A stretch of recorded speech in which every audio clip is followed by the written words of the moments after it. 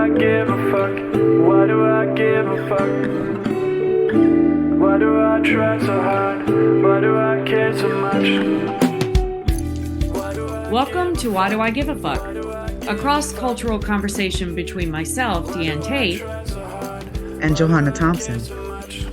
In these times of great struggle and possible shift, we ask ourselves, why do we give a fuck about any of it? How does the lens we see the world through impact what we see? And what do we do about it? Hello, my friend. How are you? Welcome. Good Welcome. to be in space with you again. I'm well. I'm doing well. Yeah, I can see your incense wafting in front of your camera. You've got some nice It's incense. always good to do this Good. Bring the as we're vibes. having a conversation. I'm breathing it in. I'm breathing it in.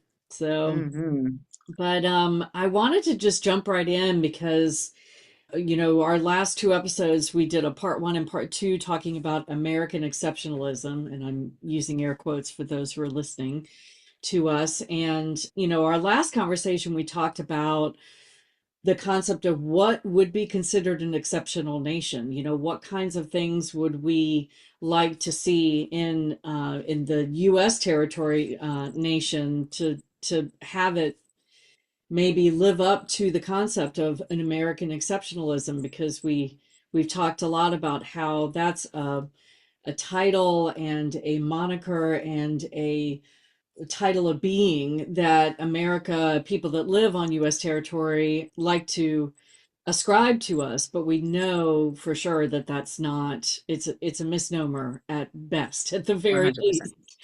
And so I got to thinking about, I've been thinking more about, since our last conversation, about what would make it an exceptional nation. And I've been thinking about it in terms of, I wanted to introduce an event that folks can join. And I think you've already signed up to join the next one. It happens once a month on the first Tuesday of every month at noon Eastern Time. And it's called Ask Me Anything with Dr. Muhammad Abdu. Mm. And it's been really informative. It's hosted by Syra Rao, who is co-founder of Here for the Kids. And she really just opens up the Zoom to ask Dr. Abdu to just speak on whatever is on his heart. He has an enormous amount of information in his head. He speaks a lot about what's happening in Palestine and Mhm. the historical lead up to where we are today. But it really got me thinking that when he talks about, even though he's talking through the lens of Israel and Palestine, it really has a lot to do with what makes an exceptional nation and how can we be exceptional when we are bred out of colonization. And I'm grossly minimizing the things that he talks about, but I would encourage everybody. I'm going to drop, just to do a little business, I'm going to drop the link for registration, and it'll be in the description notes for this episode. So I encourage everybody. It's open to everyone. It's an hour-long Zoom, and I encourage everyone to join for the next one, which is the first Tuesday of May. So we're coming up on May. But anyway, I just thought we would talk a little bit I'd about. be really interested in that. And do you want to share a little bit about Dr. Abdu's background and like some Yeah, of the work that he's done? I think that would be like really inviting to people to hear. yeah. So he is an incredible human. Just first off, that's my own personal feedback and thoughts. I think I was telling you, I've been on two or three of these Ask Me Anything Zooms. And I got to tell you, it's a lot. It's amazing what he knows and how he can weave things together. So I'm going to encourage you that when you come on the first one, not you, anyone that's listening, if you come on, just stay with it, because it's been two or three, not episodes, two or three Zooms so far, and I'm just now starting to really click into the things because he's so incredibly intelligent and weaves things so well that it's just astounding to me that a human has that much information in their brain. But I appreciate our scholars that help yes, oh, us to like have some clarity. Yes, and I know I'm not doing it justice, but let me just read his bio because it's something else. It's on the registration page for the Zoom. Dr. Mohammed Abdu is a North African Egyptian scholar and organizer. He's a professor and he's a seasoned expert and analyst in Middle Eastern, South Asian, and African politics. He's the author of Islam and Anarchism, which was published in 2022. His geopolitical analysis is rooted in both his expansive research on race, religion, and social movements transnationally, as well as his on the ground experiences, including organizing with the post Seattle 1999 anti globalization movements, the indigenous Zapatista movement, the land back struggles with the Taindinganga Mohawks. I know I probably butchered that. I'm sorry about that. And the sister territories during the standoff over the Culbertson Tract, as well as the anti war protests of Iraq and Afghanistan, and Tahrir Square during the Arab Spring. Mm. That is just a a microcosm of his bio, and he is an incredible human. He's a professor, was a professor at Columbia and Cornell, and I don't believe he's at Columbia University anymore. I believe they asked him to leave in the wake of his speaking out about Palestine, and that was part of Yeah, the reason why he was invited to do the Zoom. Sarah wanted to get his voice out there since Columbia has now done its part to silence what he has and to. I want to say, as an alumni, Yeah, I'm not in support of any of the universities who are, but especially as an alumni and having had the experience of being at Columbia University and the benefit of like all of the wealth of resource that comes through, and when I was there on campus, like the opportunity to really explore so much and to see like the limitations on education that's happening in the United States territory right now is really hurtful, and especially hurtful to be coming out of one of the most prestigious universities, in the world. Like to see that kind of limited desire for knowledge, and to like silence people is really disheartening. So I'm yeah, just going to make a statement right now as an alumni, not accepting that Columbia is taking these type of actions. yeah, yeah. We're seeing that a lot in the universities that are kowtowing and However, succumbing to the pressure that Trump and the administration are putting on them to silence their professors and their students mhm. on anything to do with anti-Israel and pro-Palestine views, which is completely against the First Amendment. Excuse me, if we're going to be an exceptional nation, I think maybe one of the things we start with is actually following our amendments and our And our Constitution. constitutional, What it yeah, costs nothing. absolutely. Yeah, yeah, Yeah. And again, this just brings it back to what I'm going to continue to repeat the political projects that we are watching happen across the globe and that what we're seeing being transcribed on US territory at this point in time. yeah. So it's really pretty intense. So yeah, I mean, and it's an important conversation to be having as we're looking at how people are thinking about what's happening across the globe right now. And as we think about those things, what are some of the tools that we can use to get to the type of world that we want to live in? And that brings in this like thought process about tools like transformative and restorative justice, and how people understand those tools to be able to help us to achieve some of those goals. And so I know Yeah, there was a conversation about that. And what did you receive from that? yeah. So Dr. Abdul offered maybe last month at the Ask Me Anything, he talked about the difference between transformative justice and restorative justice. And it rang a lot of bells for me. Just a little bit of storytelling back channel here. When I was living in Charleston and was just in the rooms with some folks that were trying to do some racially restorative stuff in that city. One of our wisest voices, Reverend Nelson Rivers, was really struck a chord with me when he talked about, because we talked about using reconciliation as the word, talking about between the races, between the black people and white people in Charleston, and largely because of Charleston's history and because of it being really the bedrock and the cradle of the transatlantic slave trade. Over 40% of enslaved humans came through the port of Charleston. We really were focused a lot on the white and black, the binary of the races, completely Hmm. understanding that there's more to it than just that. But in Charleston, that's what we talked a lot about. And a lot of white people would often talk about reconciliation. And he stopped me dead in my tracks one day when he said, "How can you reconcile something that's never been reconciled?" And it, Hmm. light bulb, I had never thought about that the black and white people in Charleston specifically, but in the US territory, more broadly, had never reconciled. There had never been a relationship between those two.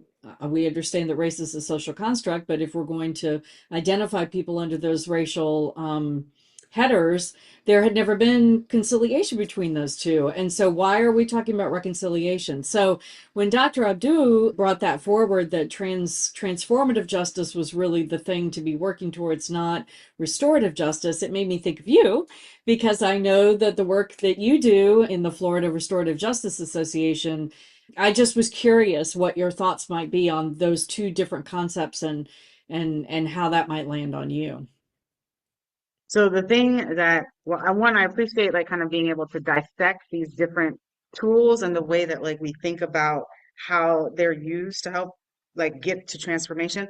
All Hmm. of these tools and processes are about transforming.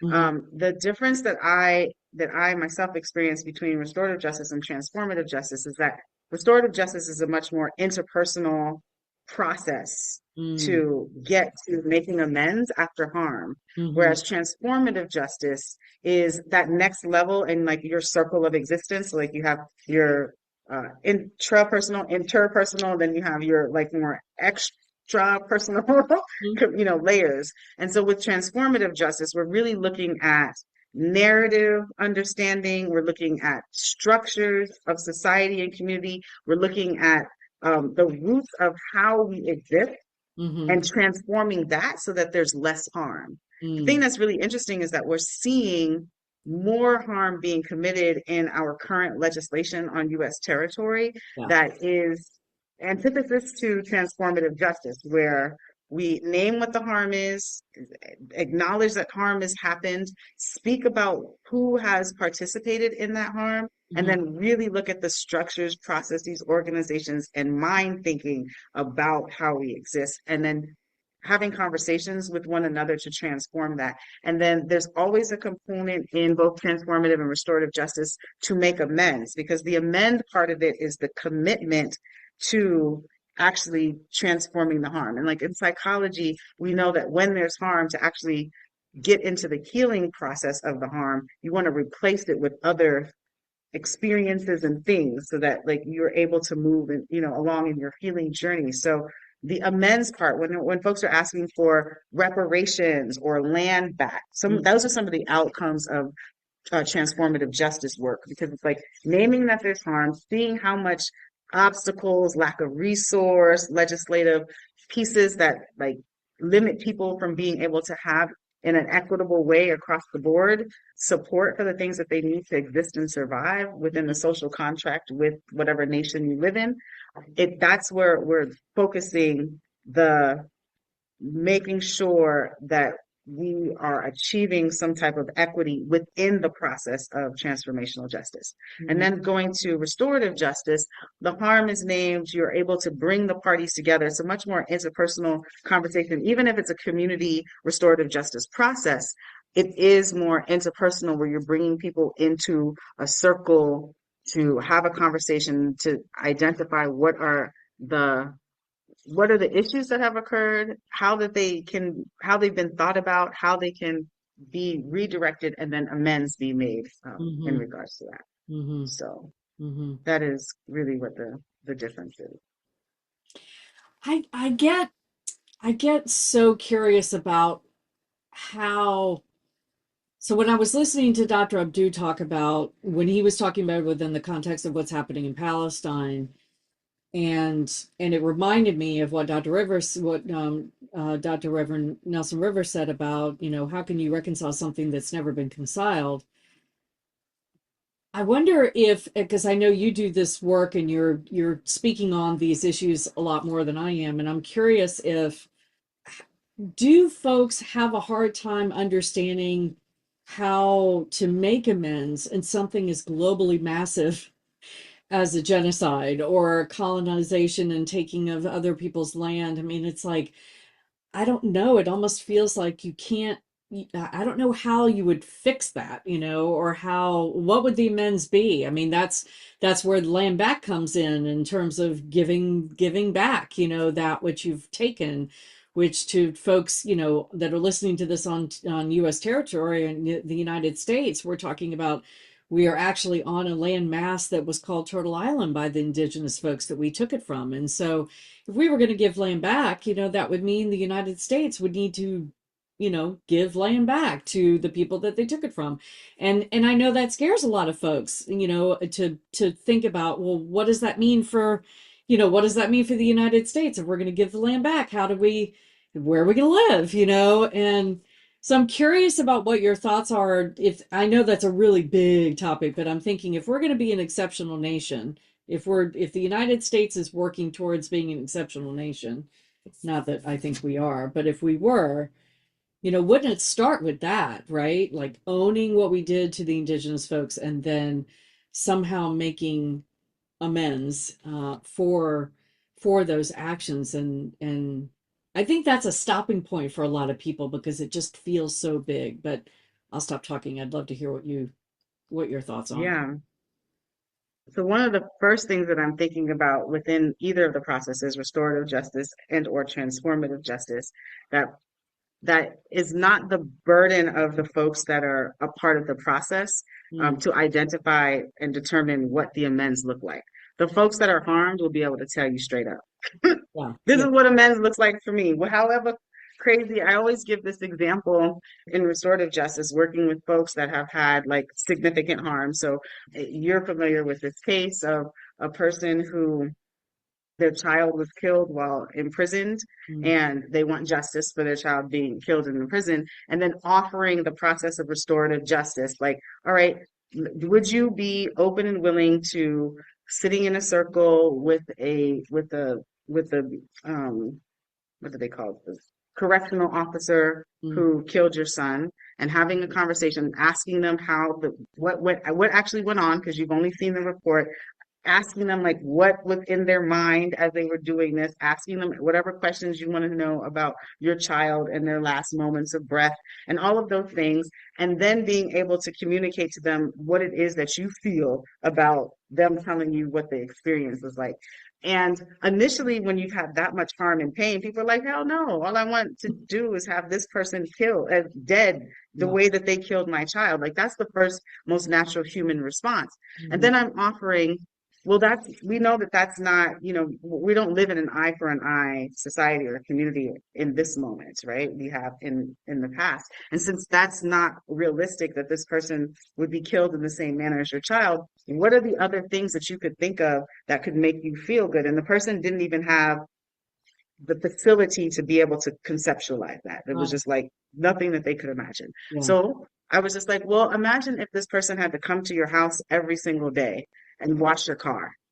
And I just made a wash your car and give you $10.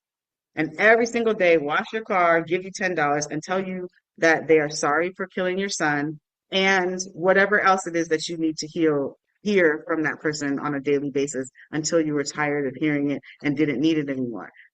And what I found fascinating is that it was the first time that the person could access within themselves a consideration of some other way to get to a healing place. Because Mm, it was like a moment of pause. It was a moment of, oh, I didn't even think that I could think of ways to take care of myself within this pain that this other person that created this harm could provide for me. And that's the restorative part of it. Even if there isn't in restorative justice, even if there isn't relationship, you're also helping to restore the individual back to themselves, right? Because when pain occurs, when violence occurs, and there's not an opportunity to like address what your needs are, or even loss, death of any type.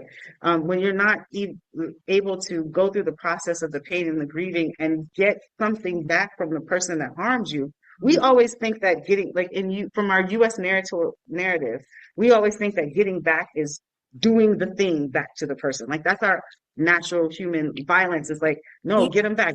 You come with me into that. And there's a very strong culture of that in Jamaica. Like, Mhm. nah, I'm gonna dead you before you dead me. You know what I'm saying? So it's like very strong culture of that. But in the US, we have like our criminal justice system that allows for this kind of like how do you say surrogate methodology of addressing violence and harm by locking humans up. And I mean, they do it all over the world. Mhm. But in that process, the people that are harmed actually never get any type of restoration. They're like, the person is locked up, but there's no healing process or anything that allows them to like actually restore themselves. And so that's the concept in restorative justice, is that you're trying to help people to get to a place of restoring themselves. You're also acknowledging the person that is creating the harm, that they've had harm and trauma that has occurred to them most of the time, unless you're a person that has like, are outside of our normal social neurological processing. Right. They, you know, most of humans have had some type of trauma or some type of experience that places them, in this situation where they have to be accountable to their behaviors. And so restorative justice also acknowledges that in a more interpersonal way and has the conversation of that, so that the person that was harmed by this person that has also experienced harm, we're trying to break those cycles of violence that occur, again, in an interpersonal way. And then when we extrapolate that to a transformative justice model, we are recognizing and acknowledging that there is institutional harm, that there are social concepts that create violence and harm on people. If we're talking about gender pronouns, just like little things like that that are institutionally structured into our narrative, into our education, into our training, into our belief systems. It comes from a place to create separatism and inequality amongst people, which then continues a cycle of violence rather than Right. inclusivity and care. And those are then the narratives that we need to like start to go root out and transform, so that then there's an opportunity to like be considerate of a larger demographic of human beings. Mhm. In that model, the thought process is that you get to be your whole, full, authentic self. Mhm. And as your whole, full, authentic self, being in that personal peace, when people are in personal peace, it's less likely that they're going to be creating harm on other folks Mhm. because they're not in a state of any type of lack, pain, violence, or anything like Inspiration. that. And so Right. that is the North Star that like folks that are in the practice of this work, transformative and restorative justice. And I'm saying this from my perspective. I mean, it would be a wonderful conversation with other people who are thought leaders in this. But in my perspective, that is what we're trying to do. We're trying to create environments that allow a larger demographic of people to exist without violence, harm, and pain. Yeah. That would be an amazing society for sure. For We'll sure. get to our exceptionalism, you know, in some way. There's a ton of other tools to be able to use to make that happen, right? So we have like, well, and it's terminology that folks don't like so much anymore, nonviolent communication, like, but it's like, how do we think about talking to each other, recognizing how people are exist in the moment when you're being in communication with them, right? So I like to think about dealing with young people, children, and your adults, and you go into a conversation with a young person, recognizing that there is a definite power dynamic imbalance, right? So, and because of that, you change your language, you Mhm. change your tone. Sometimes you change your posture. Sometimes Get you like kneel down to get to their down on the side. level. Right. You know what I mean? Sometimes you have an intonation and a vibration that allows for a connection that balances that disproportionate power so that you can actually have a connection with another human being. And the same model is the way I like to think about it when you're talking to adults. So you're not baby talking and all of that, but you are finding shared language, right? Shared understanding of language, different posture, and opportunity to like create an environment where people feel like they can communicate with each other in their most authentic selves. those are some of the tools that we want to like really start in transformative justice to be training folks in Hmm. being able to, use in their everyday Yeah. lives.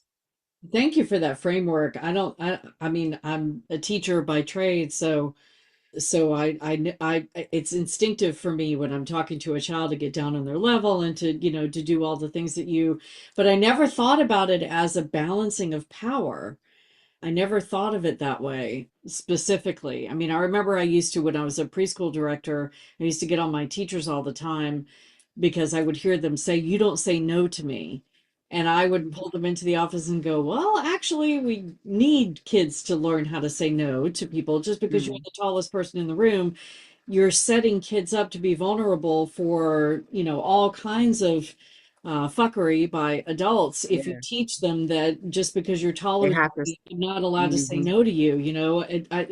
It's important for us that they understand that there are consequences when you say no, or that there might be Yeah, consequences, or there might be different things that will happen as a result of that no, but it's not just blanket, I'm taller than you are, so therefore you can't say no to me. That's yeah. and maybe coming from my own personal experience, that's really important for me because one of the things that I was not taught is personal boundaries and Hmm. how to know what my personal boundaries were and then to be able to express them, especially to an adult, was just not a skill that I had until long after I became an adult. So yeah, thank you for that framing. That was really interesting. Thank Yeah. you for saying the no thing because now as I'm thinking about parenting, but then I'm also thinking about our larger global U.S. territory's larger global presence Mm, and what no looks like on a global scale. I would offer in my parenting that no was not a word that I promoted being used because I don't want a little 2-year-old to tell me no, that's not going to be acceptable. Not never.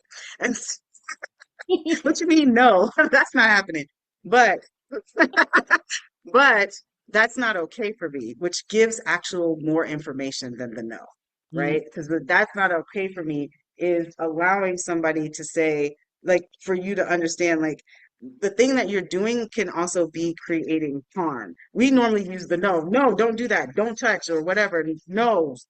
But when you are learning and evolving, no doesn't give you enough information about what your what the no is. yeah. And if you're thinking about how bullying US policy is with the no, you're not going to do that, Mhm. that creates the violence and the aggression that allows for us to continue in these cycles. And so I'm offering in transformative justice would offer, what are the different ways that we can communicate what it is that we mean when we say something like a no and not use the no because the no is the aggression. That's the aggression. That's the power in. That's the I'm not in it, when somebody says no and they're serious about no, there's no more discussion in that. Yeah, yeah, Right? And there's a time when there's no discussion in it because harm and violence is happening in the moment, and a no is what is necessitated.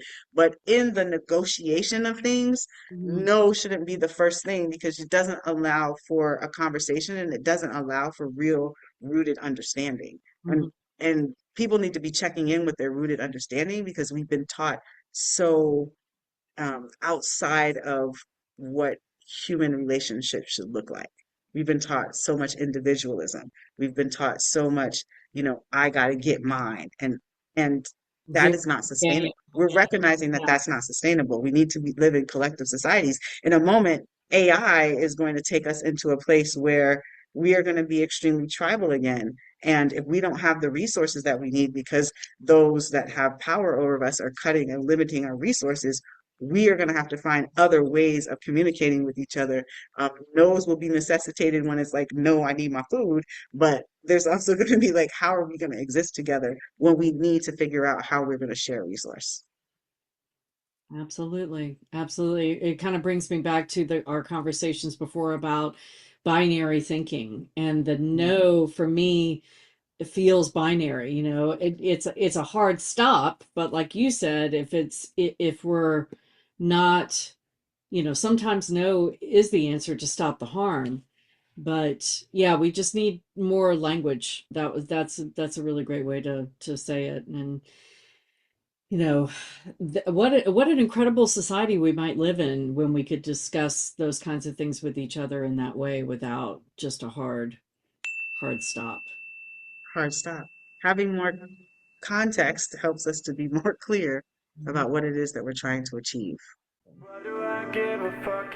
Why do Thanks I for give joining a us. fuck? Until next time, Why as you do I move try throughout so your day, hard? continue to ask yourself, Why do I give a Why Do I Give a Fuck is produced in fuck? collaboration with Johanna and Deanne. Music by Norwegian musician Water.